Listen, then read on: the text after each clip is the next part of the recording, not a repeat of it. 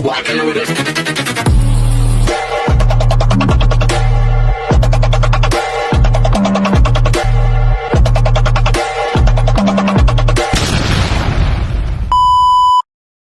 Hi everyone! Good morning! I'm back! It's your Mama Sam dito sa Sam Sam TV. Kamusta naman po kayo mga amigo, amiga, kumare at kumpare? Sana lahat kayo ay okay na okay ngayong araw na ito. At syempre kung ako naman ang tatanungin nyo, nakikita naman ninyo ang beauty ng Mama Sam ninyo, fresh overload pa rin, di ba? Ganyan talaga kapag maganda ka. Charot. So, kamusta naman? Syempre, gusto ko munang magpasalamat sa lahat ng mga tumatangkilik dito sa Sam Sam TV. Araw-araw, lagi-lagi sa tuwing mag-upload ako. Talaga namang may mga nag-aabang. Maraming salamat. Ito namang Sam Sam TV ay pampalipas oras lang natin na talagang alam mo yon na isa sa mga ginawa kong channel na para tangkilikin natin na chika-chika lang, ganon. And then, of course, gusto ko magpasalamat sa mga kaibigan natin na nasa parting Middle East. Hello po sa inyong lahat. Yung mga kababayan natin dyan sa Middle East at talagang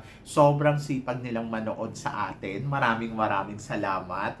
Na-appreciate ko yung support at pagmamahal na binibigay ninyo. At saka yung mga kaibigan naman natin na nasa Australia, katulad nila English, di ba? So, yon. So, nakikita ko na nanonood dito lagi.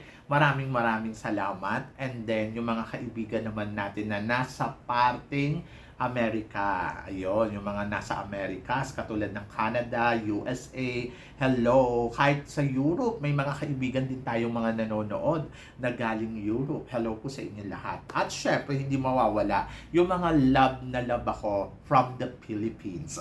Di ba? Mabuhay tayong lahat ng bonggang-bongga kasi talagang around the world. Mapa Japan, mapa Italy, ay nako, bongga. Daming nanonood sa atin. Kaya natutuwa ako. So, maraming salamat naman talaga doon sa sumusuporta araw-araw, lagi-lagi.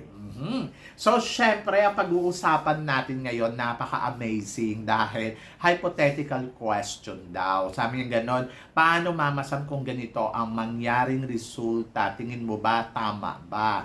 So, sabi ko, ano ba ang resultang gusto? Nung una, naglabas na tayo ng ganito eh. Ginawa nilang supranational si Atisa Manalo. So, ngayon, ano ba to? So, sabing ganon, ang mga front runner ang dapat makakuha daw ng corona mula sa mga international pageant kasi daw mga front runner sila at malalakas. Naniniwala naman ako, ang mga front runner kasi ngayon talagang iba, no? So deserve talaga nila na magkaroon talaga ng another competition sa ibang sa ibang international pageant. In fairness sa kanila kasi talagang hulma na, plakado na. Pero syempre magiging unfair naman para sa mga baguhan kasi may mga baguhan din naman kasi talaga na pwede mo na din dalhin sa international pageant katulad ni Miss Laguna. 'Di ba? Sabi ko nga si Miss Laguna iba din yung ipinapakita, saka beauty queen materials din. Si Pasay sa totoo lang pwede mo tong dalhin sa Miss Charm kasi charming talaga yung mukha niya. So pwede mo siyang dalhin sa Miss Charm, pwede mo siyang dalhin sa iba pang pageant, either universe. And then ito naman si Baguio, isa din to sa mga nakikita natin. Ako, mukhang beauty queen din talaga at in fairness sa kanya, iba din yung pinapakita. Bohol, nako si Bohol, maganda din si Bohol. Kaya lang siguro ang advantage lang doon sa mga front runner ay malakas na sila. Oo, alam na nila kung paano dalhin yung sarili nila kasi meron na silang experience at paulit-ulit na rin sila sa mga national pageant. Oo, kaya siguro nasasabi nila na dapat ang manalo talaga ay mga front runner. Pero ako para sa akin, kudos naman sa mga baguhan, talagang lumalaban din at hindi basihan ang experience sa iba't ibang klase ng national or international pageant para masabi natin magaling ang isang kandidata. Ay kung ang pinapakita niyo dyan ay consistent, edi go, di ba? So, yon. So, sino-sino ba ang mga napupusuan ng ating mga kaibigan? So, sabing ganon, possible scenario. Ganon. So, sabing ganon sa Cosmo, okay daw na dapat ipadala daw natin si Aliana Aduana para sa Cosmo. Si Aliana Aduana, oo, pwede din naman. Nakikita ko naman si Aliana Aduana na talagang game na game din talaga sa laban ng Miss Universe Philippines. Kung hindi niya makukuha ang Miss Universe Philippines, sabi ko nga pwede siyang pumunta ng Miss Grand. Pwede siya sa iba pang pageant katulad ng Miss Eco, di ba? So, okay lang kung halimbawa si Liana Aduana ay gawin nating Miss Cosmo. So, parang malakas, di ba? And then, next is Charm. Charm. Lalo na syempre yung Cosmo dito sa Thailand, ay nakopasok yung beauty, di ba? So, yon Charm. Para naman daw sa Miss Charm, ang ipadala daw natin ay si Sultan Kudarat. Sultan Kudarat para sa Miss Charm. Kayo ba nakikita ba ninyo yung charm na meron si Sultan Kudarat para ipadala natin sa Miss Charm? Kung yan yung gusto nila, why not, di ba? So, bakit hindi? Iba din ang galing talaga ni Sultan Kudarat. Pero parang pili ko charm, pwede din naman. And then, Miss Eco International naman daw ay si Winwin. Winwin Marquez. Bakit hindi? Kasi kung hindi niya makukuha ang universe, pwede din naman siya sa Eco International kasi pwede doon yung age niya, pwede doon ang bukod doon, pwede din yung tawag dito, mother, kumbaga married woman, pwede din. So, kumbaga parang welcome. Welcome. Kung hindi niya man makuha ang universe, edi dalhin mo sa Eco. Di ba? Bakit? Kaysa naman masayang. Ayan, kaya pa niya mag-back to back yun. Pero ako, para sa akin, ang best Eco, I think kung hindi makukuha ni Liana Aduana ang Universe Eco. So ako para sa akin. Kasi bukod doon sa maganda, advocacy, yung advocacy kasi ni Aliana, mayroong kinalaman sa ecosystem. And then next supranational ay si Taguig. Ako, agree ako, kung si Taguig ay gagawing supranational, sa totoo lang, more than sa Miss Universe. Parang feeling ko mas magiging malakas ang laban ni Taguig at parang feeling ko mas kaya niya. Mas nakikita ko yung potential na maiuwi niya ang corona dahil sa galing niya pagdating sa pasarela, styling. So, parang feeling ko pwede. So, yon. And then, universe daw ay si Atisa Manalo. Why not, di ba? So, syempre, gusto natin maging Miss Universe talaga si Atisa. Maraming may gusto niyan. Lalo na dito kasi sa Thailand talaga. Yung talaga yung main reason eh. Sa Thailand gagawin yung Miss Universe. So, gusto nila talagang makita si Atisa na mag-compete sa Miss Universe. So, kung ibibigay sa kanya yung pagkakataon na yun, bakit hindi? Nakikita natin yung potential.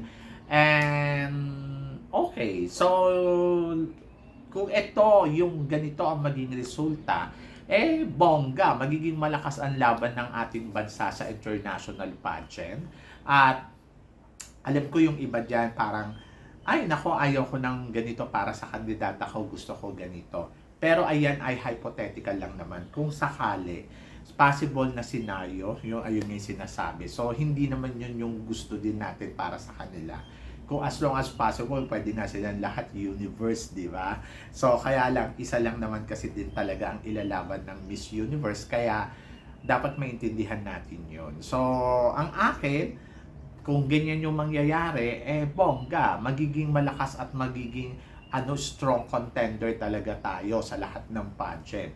At lalo na kung kaya talaga nila ipanalo talaga lahat ng lalabanan nila international pageant. Diyos ko, di ang saya, di ba? So ako, hangad ko sa mga kandidatang to yung tagumpay nila at naniniwala ako na darating sila sa part na yun, kaya sila lumalaban dito dahil gusto nila talaga yun one more time, di ba? So good luck sa mga nagko-compete ngayon dito sa Miss Universe Philippines. Alam ko naman na hindi pa natin alam talaga kung ano ba yung mangyayari, pero naniniwala ako na exciting to. Exciting na magiging eksena ng lahat. So I hope na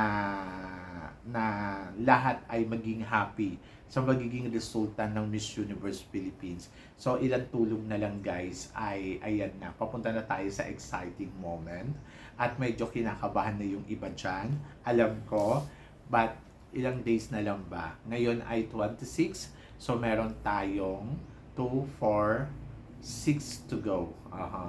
6 days to go. Miss Universe Philippines na. At good luck sa mga front runner. Good luck sa mga baguhan. At good luck sa lahat ng kandidata. At good luck sa atin lahat. So, sana maging maayos at saka bongga ang ipakita nila sa atin, di ba? So, exciting to. Ay nako. So, happy lang tayo. So, yon. So, kayo guys, ano guys ang masasabi ninyo kung sakaling ganito ang maging resulta? Tingin ba ninyo accurate ba para sa mga front runner na to ang posisyon na pwedeng sanang maibigay sa kanila? So, please comment below para at least malaman ko naman kung ano naman ang chika mo dito sa mga tinatalakay natin ngayon. So, yon. So, syempre maraming salamat po sa inyong lahat sa suporta at pagmamahal na binibigay ninyo syempre dito sa channel ko. At sa mga hindi pa po nakaka-subscribe, please don't forget to click like and subscribe my channel at i-click nyo na rin po ang notification bell para more updated kayo sa aking mga chika. Sabi ng ganon, always keep smiling and laban lang. So guys, hanggang dito na lang. Hanggang sa muli nating chikahan. See you tomorrow. Thank you guys.